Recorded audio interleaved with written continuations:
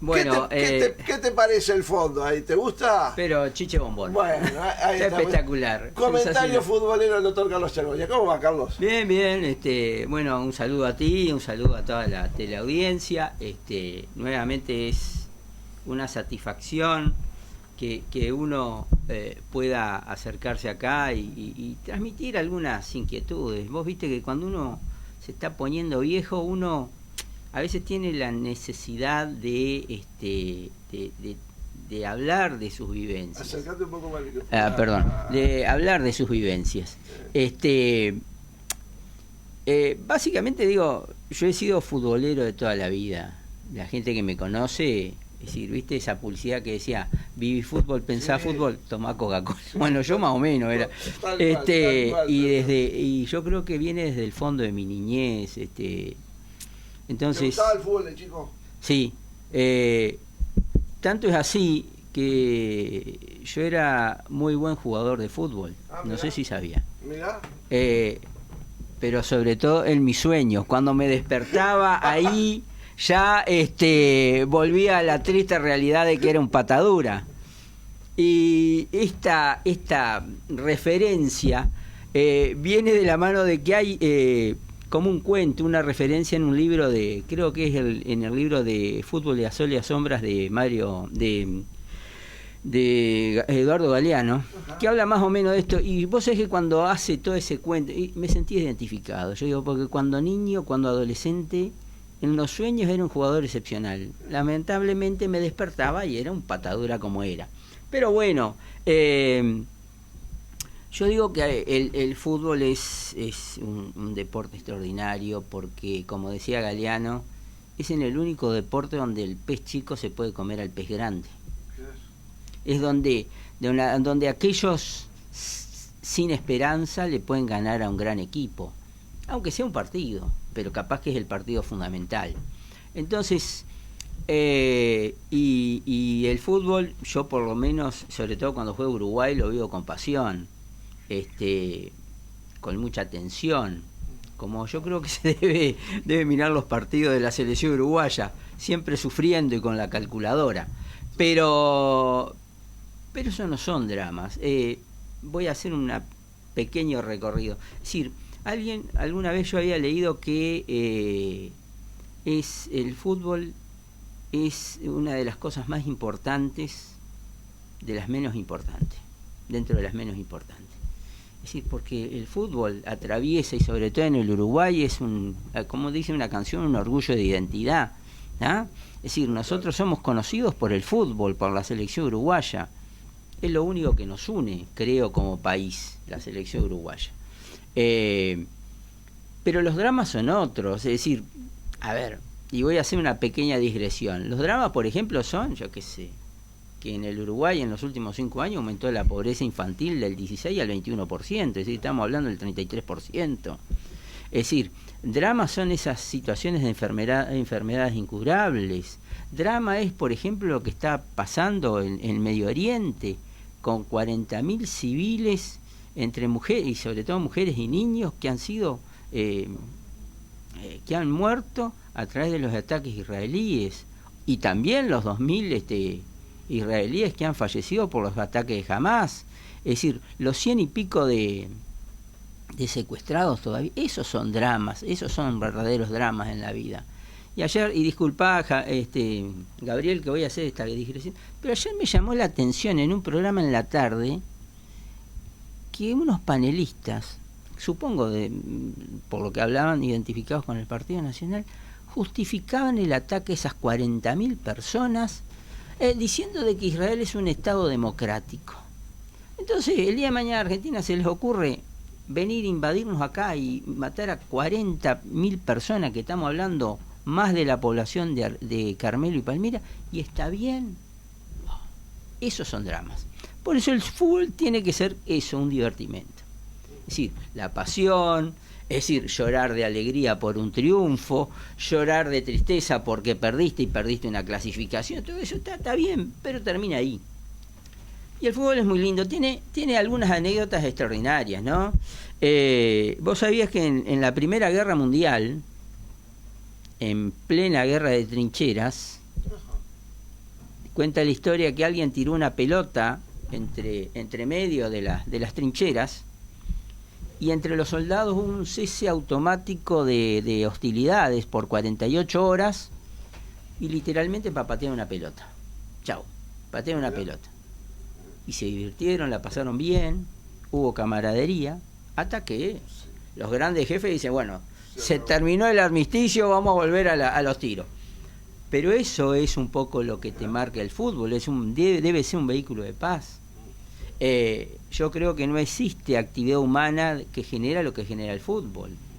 Basta ver los partidos eliminatorias, la Champions, la Europa League, basta ver los partidos de la Copa Africana, por ejemplo, la Copa de Oro en la CONCACAF, ni que hablar de los mundiales o de los mismos Juegos Olímpicos.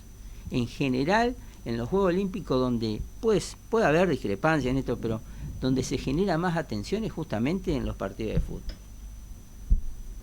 Mirá, Javier, Gabriel, hice los deberes y hice algunas anotaciones, porque digo, no voy a venir a chamullar, disculpen la expresión muy lunfarda, bueno, sin ciertas bases, pero dicen que el 26 de octubre de 1883, es decir, en el siglo XIX, en Inglaterra se conformó la English Football Association y se establecieron las bases de las reglas del fútbol.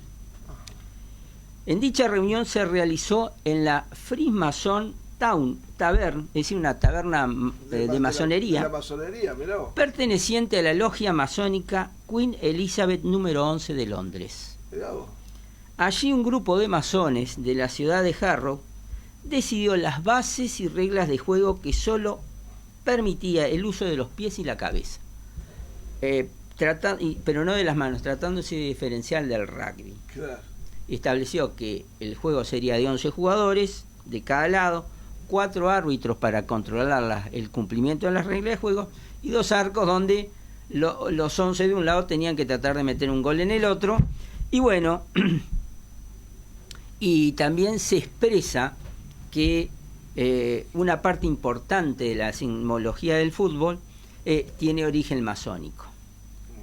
Y ahora después te voy a contar por qué establezco esto.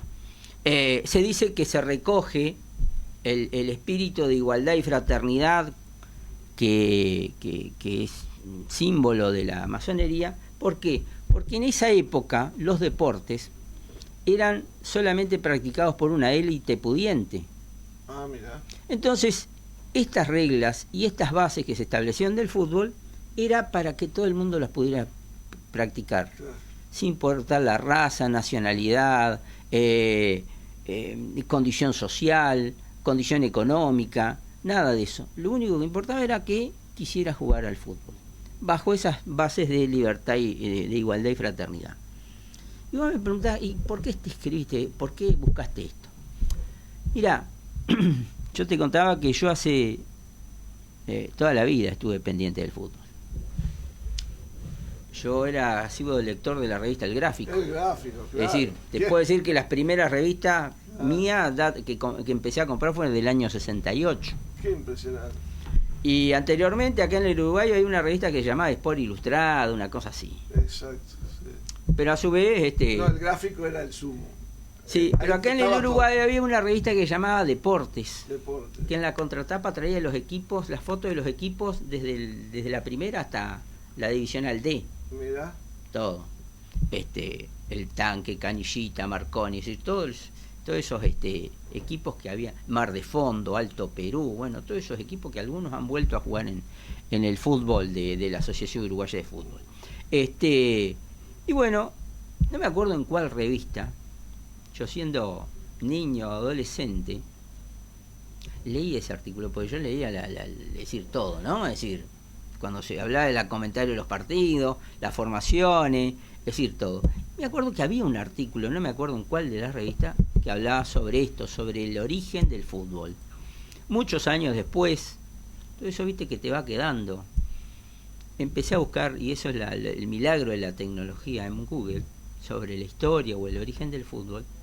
Me lleva a un periodista o escritor español que justamente hace estas referencias que yo manifesté ahora. Y la verdad que es decir, tiene mucha base de veracidad por lo que contaba o por lo que leí en eso. Es decir, entonces existe cierta certeza de que las reglas actuales del fútbol y la conformación y todo eso tiene origen de la masonería que había en Inglaterra. No sé, algunos dirán, no, mirá qué golazo que dice este. Tal vez. También es cierto de que, es decir, desde largo tiempo existían juegos con pelota en China, en la Grecia antigua, en Roma, en la mayoría de los países europeos. Por ejemplo, incluso en las culturas precolombinas, sí, claro. El imperio, la cultura maya, tenía como una tenía cancha. Incluso ahora, si vas a Chichén Itzá, bueno, no es como agarrar el Intertour y te vas, no, sino que si alguna vez tenés la chance de ir ahí a la zona de Mérida, cerca de Cancún, cerca de Chichén Itzá, que está a 65 kilómetros de Mérida, está Chichén Itzá, y ahí en una parte que muestran la cancha que creo que era 22 de un lado y 22 del otro, que lo que no se podía era tocar con las manos, después con todas las demás partes del cuerpo, y la idea era introducirlo como en un agujero que había de cada lado, con equipos de ambos bandos. Pero bueno, en el año 1880 había por todos lados, claro, sí. Pero en el año 1883 se estableció las bases de lo que conocemos el fútbol actual. Y en el Uruguay, no voy a hacer todo un raconto histórico, pero básicamente lo trajeron los ingleses. Claro. Por eso la fundación de Peñarol, que antes se llamaba el CURC. Y Nacional surge a raíz de que una serie de jóvenes universitarios deciden fundar el primer club nacional de fútbol, es decir, sin influencia de extranjeros, claro. Básicamente por ahí, porque a partir de la venida de los ingleses, no te olvides que estamos en la época de la segunda expansión de la expansión europea de la mitad del siglo XIX, de la segunda mitad del siglo XIX, es decir, donde los europeos colonizaron África básicamente, pero también empezaron a invertir, no colonizar, pero invertir a través de sus empresas en distintas partes de América. Y ahí empezaron a traer también el fútbol. Y no te olvides también que es decir, ya estaba muy instalado también el fútbol en países como Italia y España, y a través de las inmigraciones que hubo en aquella época de españoles, italianos, también trajeron ese deporte. Más que nada que eran gente que eran perseguidos por sus ideas políticas, muchos anarquistas, comunistas, socialistas. Entonces vinieron acá al Uruguay y en el Uruguay prendió rápidamente. Y obviamente algún historiador puede decir, mira el disparate que está diciendo o algún, pero si uno se pone a pensar es bastante lógico, porque Uruguay era un estado laico, muy abierto y muy abierto, es decir, muy propenso al concepto de igualdad, que no importaba, es decir, la nacionalidad, la raza, la condición social o económica. No te olvides que ya se estaban sentando las bases de lo que fue el Uruguay ballista. Tal cual. Es decir, en ese entorno es que Uruguay, es decir, futbolísticamente empieza a crecer. ¿Ah? No en vano, es decir, Uruguay gana muchos partidos contra Argentina.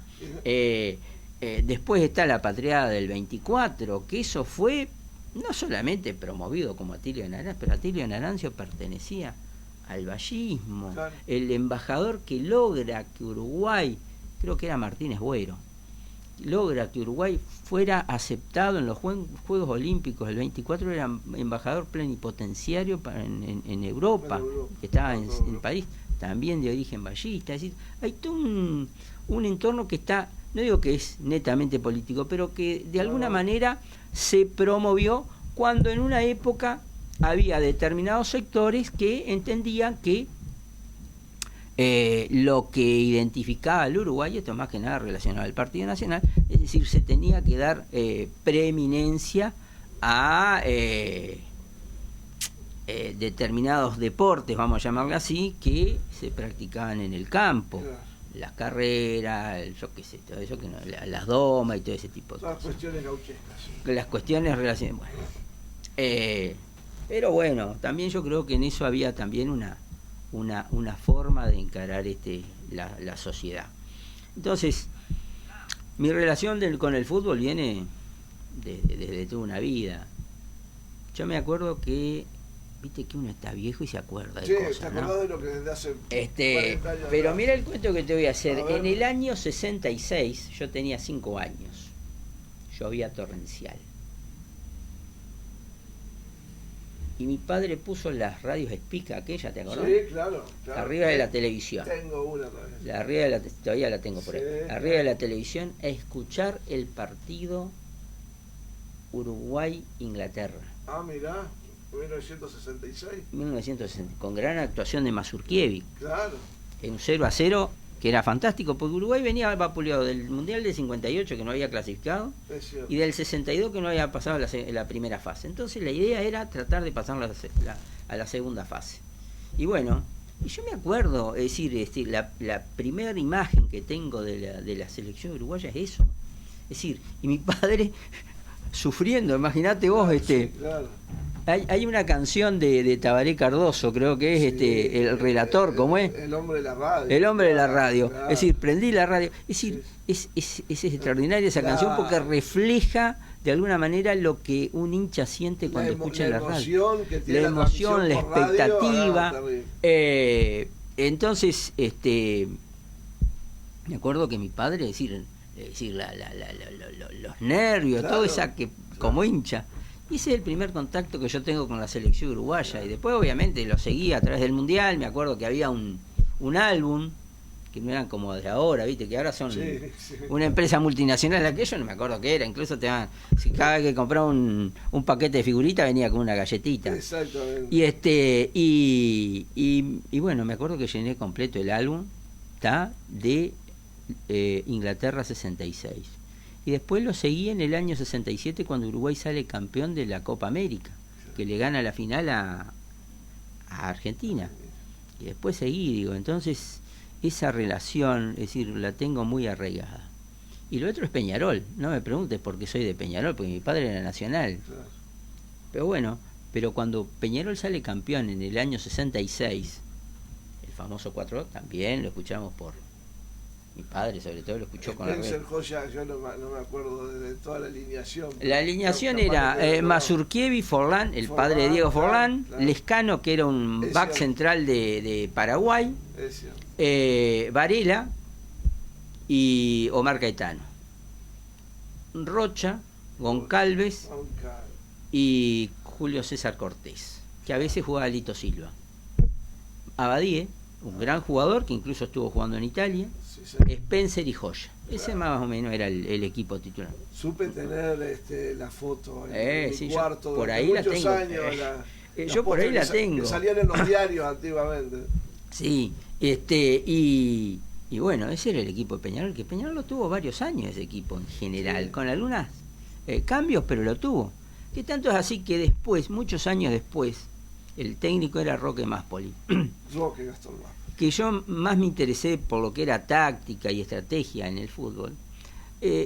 Ahí hacía referencia que cuando Peñarol era atacado, Goncalves se recluía más en la defensa y ahora se llama líbero, pero en aquella era zaguero Escoba, quien era Lescano, es decir, el que estaba atrás de la línea de 4, Claro. tenía la misión de desactivar la bomba, es decir, cuando un Claro. delantero pasaba esos 4, él tratar de sacarla donde fuera. Exacto. Bueno, después está la historia de River y Peñarol, y que Peñarol sale campeón, y yo me acuerdo que esa vez yo me vestí todo de Peñarol, tenía el equipo de Peñarol, y salí a festejar con mis padres por las calles de acá de Carmelo, y en una le pregunto a mi padre, le digo, che, le digo, pero vos no sos de Nacional, y me acuerdo que me dijo, pero lo importante es que gane un equipo uruguayo, Claro.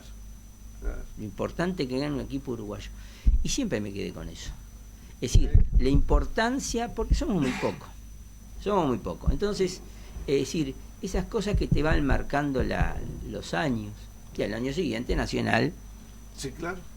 Fue al revés, el Al que revés. llega a la final de la Libertadores fue Nacional, Fue Nacional. contra Racing. El arquero era Rogelio Domínguez. Mirá. Rogelio Domínguez, jugaba Manicera, jugaba Celio, jugaba Mujica, Montero Castillo, el padre de Pablo Montero. Claro. Jugaba Rubén Sosa, no el Principito, sino uno que le decían el Marqués, que era argentino, que había jugado en Racing. El Nacho Prieto, que era chileno, Domingo Pérez, que era un gran delantero, que fue de las figuras más destacadas de Uruguay en el Mundial del 66. Urruzmendi, Ubiña, que luego fue capitán en Londres 66, en Inglaterra 66, y fue capitán en México 70. Y bueno, y la pareja era Manicera y Cococho Álvarez. Cococho Álvarez. ¿Está? Bien, Entonces, me acuerdo. claro, era todo un... Y me acuerdo que era de las primeras transmisiones en directo. Personalidades del fútbol. Era. Claro, claro, ahora vos le decís, ¿sabes lo que me da la sensación ahora? No solamente de fútbol, sino en general de historia, lo poco que sabe la gente, ponele de menos de 50 años para abajo, sabe muy poco historia. Le hablas de Valle y Ordóñez y te miran como diciendo, ¿y este quién es? Sí. Le hablas de Luis Valle, por ejemplo, Sí, menos. Claro. Yo que no siquiera no hables de fútbol porque piensan que el mundo empezó, no sé, en el 83 para acá o el 85 para acá. Pero el fútbol siempre estuvo relacionado. Mira, hoy me acordaba, porque viste, pensando en este programa, el 27 de junio del 73, 27 de junio, sí, el día del golpe de Estado. Sí. Me acuerdo que íbamos con Roque de Benedetti, Carmelino Coppola y Edgardo Díaz por calle Mortalena, y llegando al liceo y sale toda la muchachada, no tenemos clase, no tenemos clase. Y todos estábamos re contentos, imaginate vos, divina inocencia, Claro. divina ignorancia. Y ya ahí armamos un partido de fútbol con otro primero. Se fueron a jugar al fútbol. Claro, yo qué sé, poner a las 2 horas, eso era a las 8 menos cuarto, poner a las 10 de la mañana estamos ahí en la Plaza de Deportes, Claro. jugando al fútbol. Y yo creo que toda la semana estuvimos pactando aquí partidos de fútbol con otros primeros. Y al año siguiente me acuerdo que también a cada rato pactábamos equipos de fútbol, es decir, partidos de fútbol. Y Yo creo que tiene que ver, sí. va a haber que establecer una relación, porque para mí la hay entre lo que fueron esas sociedades a partir de que una parte importante de su vida era jugar en la canchita del fútbol, Sí. con la realidad. Es claro, pero ¿y sabes lo que pasa? Que ahí íbamos todos. Claro, por eso. Jugábamos todo, y ahí no había lugar para el bullying, no había lugar, y disculpen la expresión, para el jodido. Mirá la anécdota. Yo creo que uno de los mejores equipos que yo vi jugar en mi vida fue el Boca del 74, Del Boca. que lo dirigía Rogelio Domínguez y era Sánchez, Pernía, Nicolau, Rogel y Tarantini. El suplente era Mouso, Benítez, Troviani y Potente, un gran jugador, Potente, Ponce García, es decir, ¿viste? ¿Te acordás? Deportes en el recuerdo. Sí, Como claro, Deporte del Recuerdo. como Claro. Tinelli, Ponce, García, Cambón y Ferrero, equipazo, y aparte jugaba extraordinario. Y a mí me gustaba mucho cómo jugaba Troviani, que era un muchacho que tenía 18 años. Entonces, cuando yo iba a jugar en esos partidos entre clases, me acuerdo que trataba de hacer, no me salían ni el 1% los movimientos de Troviani, me sacaban la pelota enseguida.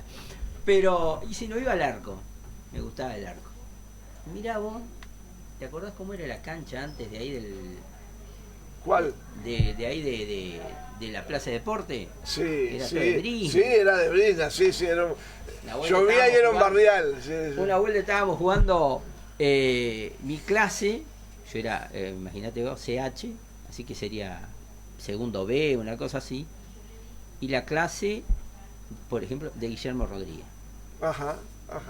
Y estoy seguro que necesitas acordar. Pero yo estaba al arco y hice lo que más o menos había leído en las revistas y todo eso, es decir, y salí a achicar el arco. Y Guillermo me mete una pelota así de emboquillada y yo me tiro para atrás. Es decir, imagínate vos que quedé todo pelada a la espalda desde acá, Claro, hasta sí, ¿sabes sí. dónde, no? Todo. Sí. Y ahí no te podías hacer el jodido. No, Me acuerdo tenía que Ricardo levantarte Díaz, creo ese- que fue que me llama, me grita y dice, dale, boludo. disculpá la expresión, dale, boludo, levantate, mira el gol que te hacen. Y ahí no era el lugar para decir, ay, me No, seguí, levantate y seguí. Tuve como 2 semanas con la espalda. Bueno, entonces uno tiene esa conexión de fútbol. No te olvides que mi padre fue dirigente de la liga durante muchos años. Exacto. Entonces esa es la relación del fútbol, de Peñarol, de demás. Y ahora, como pedía el Quique, el análisis... Cortito, ahí está, tenemos el análisis final, el doloroso análisis. Voy a hablar también de la selección uruguaya 2 segundos. Dale. Pero Nacional planteó muy bien el partido. 4-4-2, ¿está? Puso al Diente López sobre la izquierda para tapar a Olivera, que Olivera estuviera incómodo. Fonseca un poco más adelantado para tapar a Milán. Y después un doble 5 que fue muy bueno, que fue Sanabria y el que Oliva. dominó el medio campo. Peñarol, obviamente, puso lo que podía. Es decir, la lógica de Aguirre fue que dijo, bueno, pongo a Gastón Ramírez para que haga juego con Leonardo Fernández, cosa de aguantar la pelota y llevarla hacia adelante y tratar de hacer algún gol. Puso a Darias como carrilero por la izquierda y ayudar en el medio campo. Pero Peñarol no se encontró, digo, es decir, hay una jugada ahí que están mostrando que capaz que hubiese merecido cuando estaban 0-0 de Báez a Cabrera, que capaz que hubiese merecido la expulsión, pero la verdad no. Yo creo que no incidía en el juego al final por cómo estaba jugando Nacional. Y después, es decir, Peñarol trató de componer un 4-4-2 clásico, cosa de poner a Benatti y Batista a ver si podía torcer un poco el resultado. No. Pero yo creo que ahí Lasarte leyó bien el juego, puso a este muchacho Mereles, puso a Pereira, cosa que movieran bien la pelota ahí en el medio y complicaran sobre todo a Damián García. Damián García yo creo que es uno de los jugadores más rescatables que tiene Peñarol, ¿no? Es decir, me ha llamado la atención que todavía no ha sido citado para la selección uruguaya. Pero fue citado Sanabria, otro jugador que dentro del medio local es uno de los que más está destacando como para decir, bueno, el día de mañana quién puede estar en la selección. Pero la verdad que un buen triunfo en Nacional. Un buen triunfo, sí, incuestionable, digo. Y aparte, bueno, claro, tiene un clase A jugando en Nacional, que es Coate. Claro. Coate podría seguir jugando en el Sporting de Lisboa y podría seguir jugando Champions sin ningún problema. Y a mí personalmente, yo lo seguiría citando a la selección. Lo mismo que Torreira, que está en el Galatasaray de Turquía. Pero viste que los que saben son los técnicos, para algo son los técnicos, no soy yo. Pero digo, pero uno ve, pero también hay que ser consciente, yo como hincha de Peñarol, que lo que ha hecho Peñarol hasta ahora en la Copa Libertadores es extraordinario. Porque objetivamente, ninguno de los 11 jugadores o 12 o 13 jugadores de Peñarol serían titulares en el Flamengo. No. Ni sé si entrarían en algún minuto, ni Leonardo Fernández, pero vamos a ser sinceros. Claro. Se dan el lujo de tener a David Luiz. Acá en Peñarol sería titular, pero sin vuelta, David. Por Luiz. favor. Gabigol los otros días está de suplente. Acá lo metemos igual en una pata. Los 3 jugadores uruguayos que los otros días jugaron, Varela, De la Cruz y de Arrascaeta, jugarían, pero sin vuelta en Peñarol. Entonces, todo eso hace que uno diga, bueno, es extraordinario lo que hizo Peñarol. Hay que tener en cuenta que Peñarol llega a la final, la última final fue en el 2011, hace 13 años. Y después anduvo a los tumbos, lo mismo que Nacional. Y el último equipo uruguayo que llega a estar entre los 4 primeros fue Defensor, el 2014.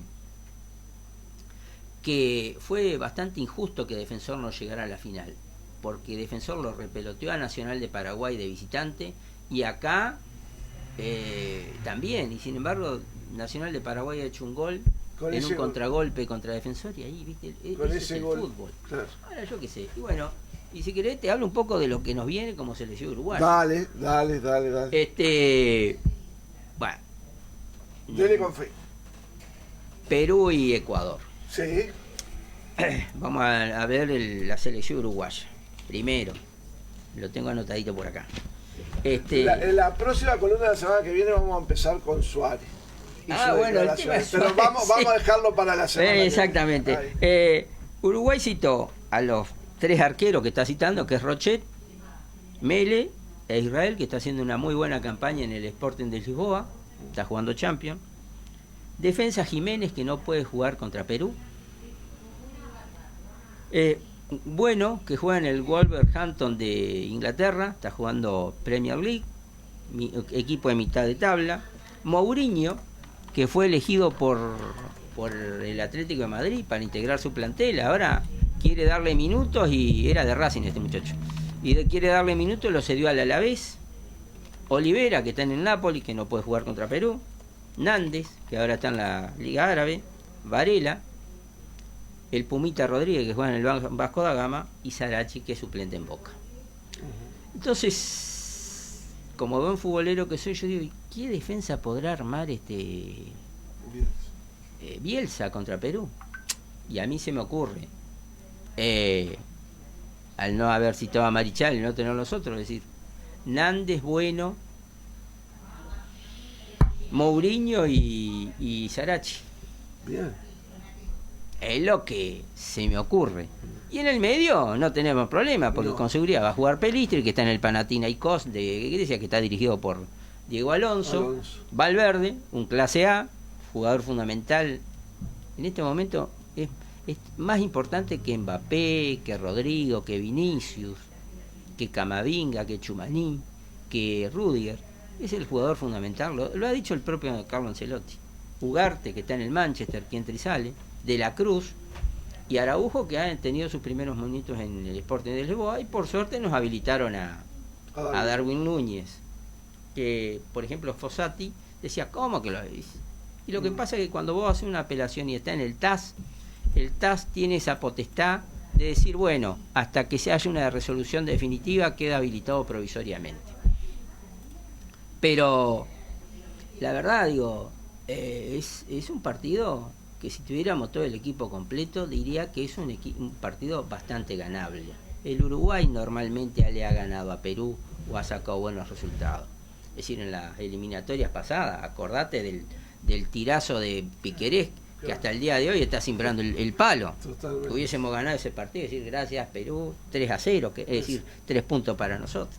¿Tá? En la historia hemos ganado y perdido con Perú. Y disculpá porque tengo una ayuda de memoria. No, porque está bien, dale. Porque, me parece mirá, Uruguay contra Perú jugó 20 partidos, ganó Perú 5, empató 4 y ganó 11, sobre todo allá en las eliminatorias. En las eliminatorias del 2018 perdimos 2-1, jugando en Perú, ¿no?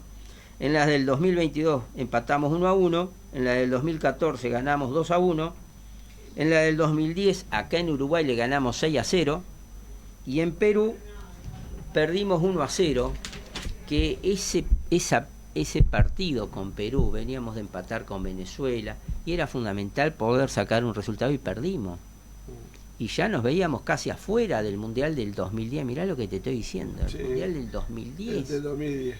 Tanto es así que pedían la cabeza de Tabaré, que diga aquello. Y ahí vienen los partidos con Colombia, que se le gana, y después el famoso partido con Ecuador. ¿Ah? Entonces, pero Perú ya no tiene aquel equipo que fue al 2018, que era Galese, que sigue jugando, Advíncula, que está en Boca, Zambrano, que está jugando en el Alianza de Lima, Calens o Abraham siguen jugando, y Trauco ya no es el jugador que era antes, pero el tema era también en el medio, es decir, Tapia, que está en el Leganés y ahora no juega por lesión, pero el que movía los hilos era Yotun, y a su vez Carrillo, Cuevas y Flores, y arriba Guerrero. Es decir, todo ese potencial que tenía Perú ahora no lo tiene. Es decir, y bueno, ahí apareció la Padula, han aparecido otros jugadores. Muy bien. Pero en general yo creo que es un partido que puede ser ganable. Después tenemos el partido con Ecuador, que sí ya es más complicado, porque la mayoría de los jugadores ecuatorianos están jugando en las grandes ligas en Europa.